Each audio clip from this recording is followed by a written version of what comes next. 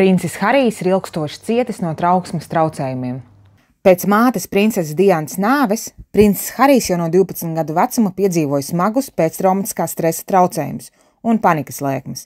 Viņš pats stāsta. Yeah, there was a moment of my life which was horrible. Every time I walked into a room, I felt as though it was 2 degrees warmer for me. I would just start breaking into a sweat. My face would go red and I would be walking down a line of people shaking their hands. And the moment that I found someone who was sweating more than me, I would stop.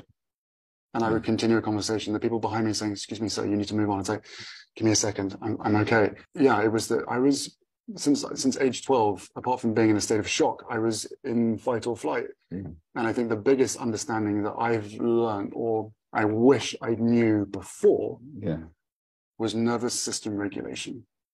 Because for me, that has always been the core of my problem. Princis Harijs savā grāmatā Liekais pat apraksta epizodi, kur lielākam esot, viņš Parīzē savam miesasargam lūdz aizbraukt tieši uz to tuneli, kur bojā gāja viņa māte princese Diāna.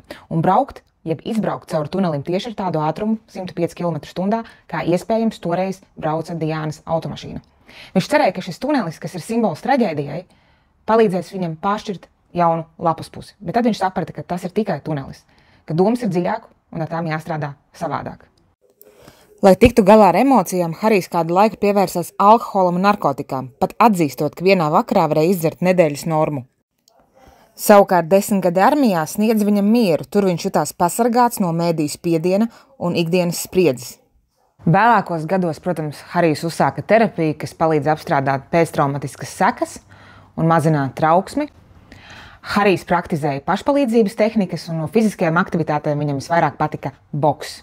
Un pats svarīgākais, Harijs sāka runāt par trauksmes traucējumiem publiski, lai mainītu gan sabiedrības viedokli, gan atbalstītu tos, kas jūtas līdzīgi. Arī Karaļnama cilvēki var ciest no trauksmes.